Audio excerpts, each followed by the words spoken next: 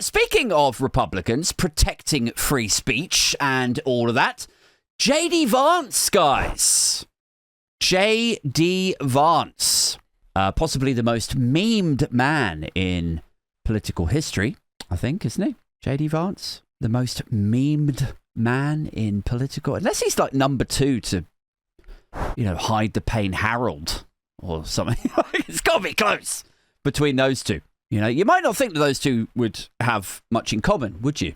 J.D. Vance, Hide the Pain Harold. So here's J.D. Vance, the most memed man in political history. But then here's Hide the Pain Harold, who is also enjoying a couch.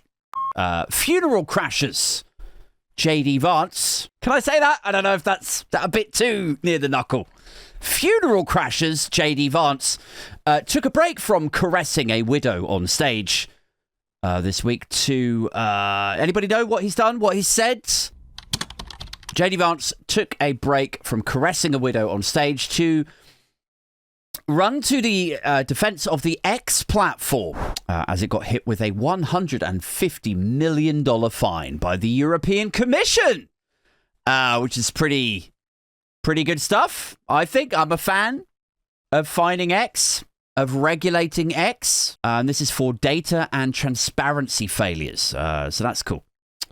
That's good. You might be wondering what the fine was actually for specifically. It was for the paid blue check marks, which the EU say are deceptive in terms of do you really know who is a verified account anymore? I mean, the day after they brought in the paid blue ticks, somebody faked having a Tony Blair account or something, didn't they? It was official Tony Blair with a blue tick saying all sorts of crazy. Gaddafi was another one, I think. So the European Commission have a problem with this.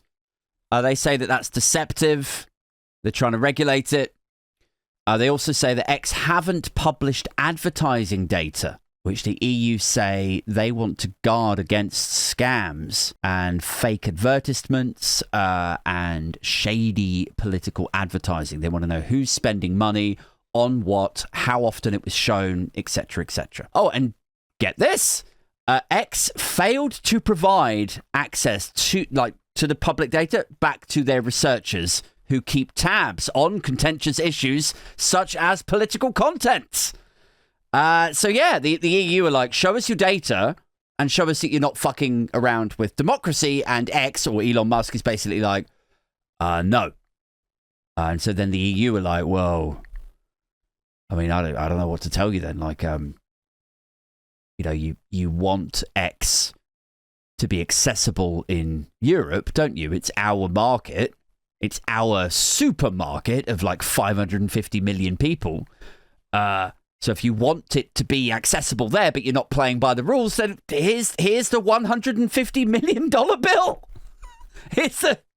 That's how much you now have. I mean, maybe you could consider it a tariff if that makes it more palatable. Think of it like a tariff, your access to the market. J.D. Vance says it's an appalling attack on freedom of speech.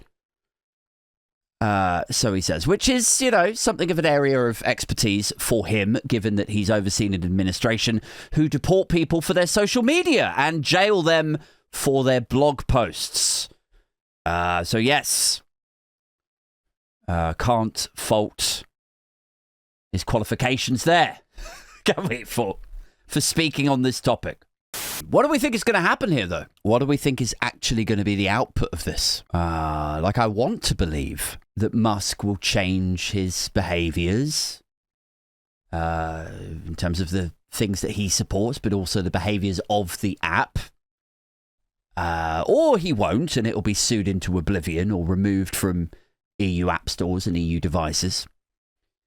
But my expectations are on the floor with this stuff now. My faith is gone. Hope is dead.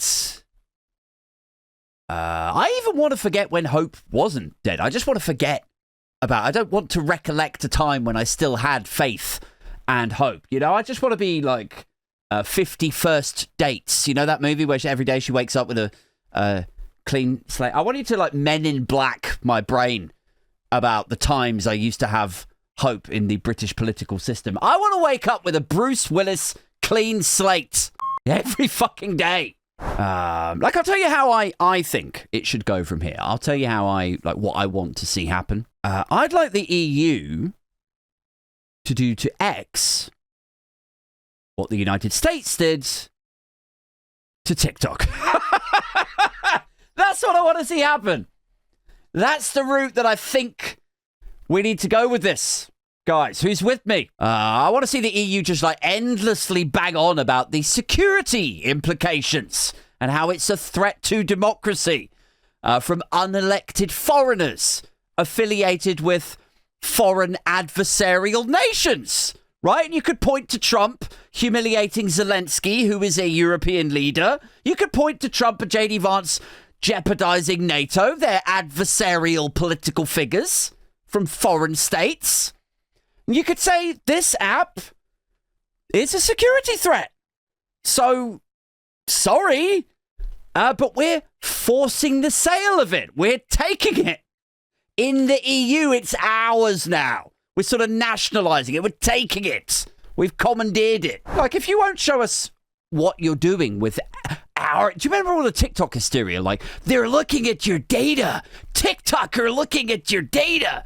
Like, the EU should say the exact same thing. They should be like, well, you don't know what they're doing with your data. X are really cagey. They won't reveal to us what they're doing with your data or who's advertising to you. Like, how poetic would that be if the EU did to X what the US did to TikTok?